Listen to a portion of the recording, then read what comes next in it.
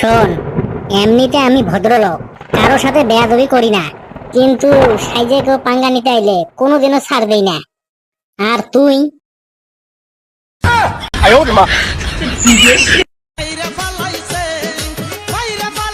বাইসা গেল আজকে, চইলা গেল বলে, না হলে বেটা সর কতটা রাগ আর রাগের কি তাপ তা আজকে দেখাই দিতাম। কি রে, বেটা সোয়ারে আজকাল দেখাই যায় না, থাকে কোনে ও? ওর হইছে কি, ও ঘর থেকে বাইরে নেই বন্ধ করে দিল। এখন তো দেখি আগের মতন আড্ডা বাড্ডা দিতে আসে না। আরে ওই ওই চাটাম্বাজের কথা তুই বাদ দেছে দেখি। ওর কথা শুনলে মনে কর যে আমার পুরো রুহুটা জ্বলে যায়, মানে পুরো ভোর হয়ে যায়। আমি মনে কর যে একটা কথা কবার গেলে তিলের থেকে তাল বানায় ফেলায়। মিথ্য সত্য দিয়ে মনে কর যে এমন ভাবে তোরে কবে, তোর বিশ্বাস করতে হবে। করবি না কেন? কারণ ওর কথার মধ্যে মধু আছে। যে চাটাম চুটাম মারে না, তার কথার মধ্যে সবসময় মধু থাকে। আগের দিন একবার কি হয়েছে তুই শুনবি। মনে কর যে দৌড়াতে দৌড়াতে হাঁপাইয়া হাঁপাইয়া আমারে কয়, কদম তোর চাচা আর তোর বাপে হেই ও মারপিট বাজছে, তোর বাপের তো মাথা ফাইটা গেছে। ওরে বাপু, আমি তো হই না লঙ্গি খুইলা মাথায় নিয়ে দৌড়েছি। দেয়া দেখে ওরে আল্লাহ, আমার আব্বা আর চাচা এক জায়গায় বসে চা খাইতেছে আর মধুর সুরে গল্প করতেছে। মানে সেই সময় যে আমার কিরকম খেয়েছিল তুই জানিস না। ওই হালিরে যদি আমি ওই সময় পাইতাম না, ওর মুখের মধ্যে হাত দিয়ে ওর জিগলাটা টান দিয়ে ছিলই না, ওর চাটাম চুটাম আমি বাইর করে দিতাম। কিরে, কি নিয়ে কথা কইতেছস তোরা? আরে বেটা ছা, তোরা যে কি কমু, আজকে হঠাৎ করে ঘুমের থেকে উঠে একজন মহা চাটামবাজের কথা মনে পড়ে গেল। তাহলে আর কি করবো, কোন রকম চারটে গালে দিয়া ভাত খাইয়া দৌড় দিছি, এই বন্ধু বান্ধবের কাছে চলে আসি। যে সেই ইতিহাসটা যদি আজকে আমি তুলে না ধরি, তাহলে মনে কর যে সে কিরকম করে মানুষের সামনে সমালোচনার পাত্র হবে, তাই আর কি। যাই হোক বেটা ছা, তোরে তো ইদানিং দেখাই যায় না, কোনে থাকস, বিষয়টা কি? মনে কর যে হয়েছে কি, মেলা দিন তো কোনো জায়গায় ঘুরতে যাওয়া হয় না বুঝছিস। তাই মনে কর যে গেছিলাম কয়দিন একটু ওই দীঘা ঘুরে আসি। যে এক সপ্তাহ ঘুরে আসলাম, আজকে আইছি বাড়ি। কি কস, এই এক সপ্তাহ ধরে তুই দীঘা আসলি? মানে চাটান ধরার জায়গা পাস না, এই জায়গায় এসে চাটান দিতেছস? তোরে কালকের আগের দিন দেখলাম জুম্মের সামনে বসে জুম্মের খিচড়ি খাইতেছস। তুই এই জায়গায় এসে কি করে কস তুই এক সপ্তাহ দীঘা আসলি? আরে পাগল, হয়েছে কি, তুই কারে দেখতে কারে দেখছস, ওইটা ওইটা আমি ছিলাম না। তুই কারে দেখতে কারে দেখছস কোনো ঠিক আছে না? ও ঠিকই দেখছে, ও তোরেই দেখেছে। কারণ তোর মতন একটা মাল এই ডিস্ট্রিক্টে আর নাই। এই পুরো ডিস্ট্রিক্টের মধ্যে অনলি ওয়ান পিস একটাই, সেটা হচ্ছে তুই। তুই রে বেটা ছা, তুই। আরে ডিস্ট্রিক্টে নাই তো কি হয়েছে, স্টেটে তো থাকতে পারে। এই আসামে আমার মতন বহুত লোক আছে, দেখ গে। বন্ধু শুনেছিস তুই এই বেটা ছোর কথাবার্তা শুনেছিস তুই? ওর কথা শোনার পরে ওরে যদি আমি না মারি, তাহলে আমার রাগ কন্ট্রোল করবো কি করে? ওরে না মারে আমি করে থাকতে পারবো না রে। ওরে এখনই সামনের থেকে সরাই নিয়ে যা। ওই দেখ, আমি আনলিগালটা কি কইছি। কথা কইস না, কথা কইস না, আর একটা কথা জানি কইস না তুই। এই তোরা থাম দুজনে, এই মাংনা কেসাল করে কি লাভ? বাদ দে ওইসব বাদ দাও। বেটা ছোড়া, দেখলাম এই জায়গা থেকে আসলি, কোন জায়গায় গেছিলি নাকি? গেছিলাম একটু বাজারে। বাজার থেকে ও হো, তোর তো এখানে আসল কাহিনীটি কওয়া হয় নাই। বাজার থেকে আসার সময় কি হয়েছিল ভুলবে না? রাস্তার মধ্যে এক আমরা আমার সাথে ধাক হইয়া মনে কর যে একদম সুইটা চলে গেছে রাস্তার কোনায়। বেটা ছোড়া, হয়েছে কি, ওই সকালবেলার যে চাটাম বাজার ইতিহাস কইতেছিলাম, ওই সেটা হচ্ছে মনে কর যে তুই। বন্ধু দেখ, বাস্তব প্রমাণ পাচ্ছিস তো কিভাবে ওর কথায় কথায় চাটাম বাজি শুরু হয়েছে। কথা একটা করবো, 10টা চাটাম দিব। হে কদম, হে কদম, আমার কথার মধ্যে আর একটা বড় কথা কবি না, কয়ে দিলাম।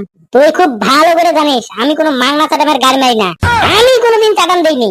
চুপচাপ বসে শোন যা করছি। তারপরে কি হয়েছে শুনবি না? ধাক্কা খেয়ে ছুটে চলে যাওয়ার পরে কলার ধরে টাইনে উঠাইছি। বাবা, মামলা তো খুব গম্ভীর মনে হচ্ছে। তারপর তারপর তারপর আর কি, উন্দা গুন্দা ঘুষি। এই শালি যে আজকে যে আমি কি করবো আমি নিজে হারতাছি না।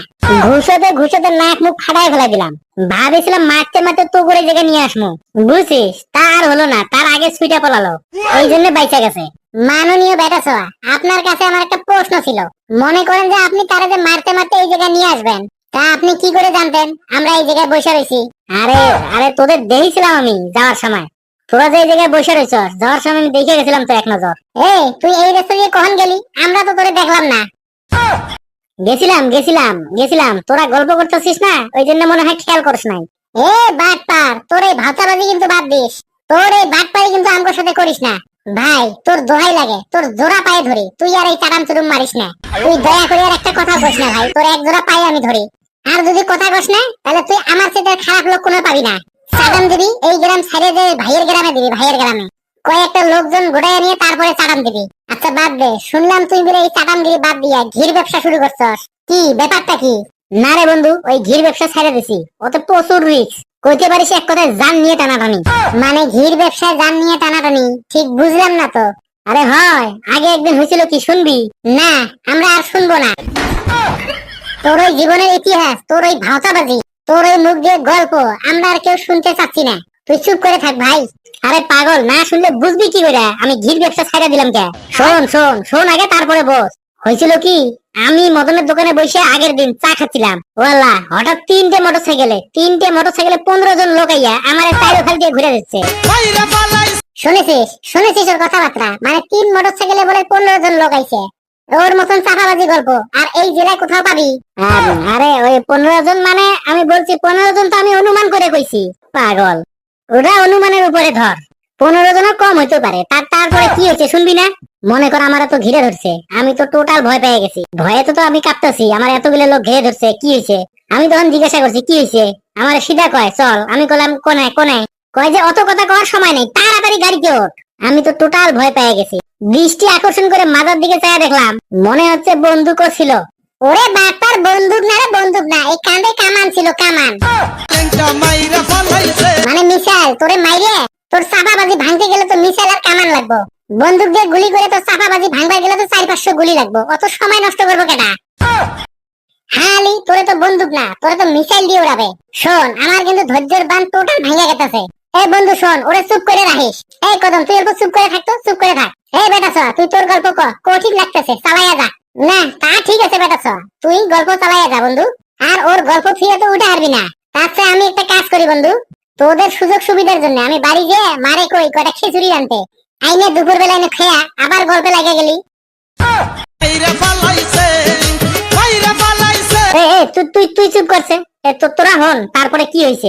মনে কর যে আমি যেমনি টের পাইছি যে ওদের কাছে বন্দুক আছে, আমি কিন্তু ভাই কথা বেশি বাড়াই নাই। আমি চুপচাপ যাইয়া ওর গাড়িতে বসে পড়ছি।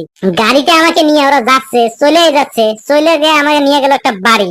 সে কি বাড়ি রে বন্ধু, বিরাট এক বাড়ি। মনে কর সর্বনিম্ন 50 কোটি টাকা খরচ করে বাড়িটা বানাইছে। চলে গেছি এই বাড়ির ভিতরে।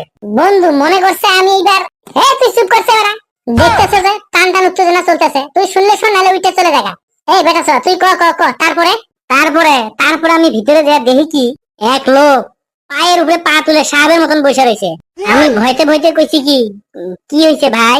ওই লোক মোটা করে কইছে কি, শুনলাম তুই দেশি ঘির ব্যবসা করো, আমার 2 মণ ঘি লাগবে, তাই তোমারে উঠে আনেছি।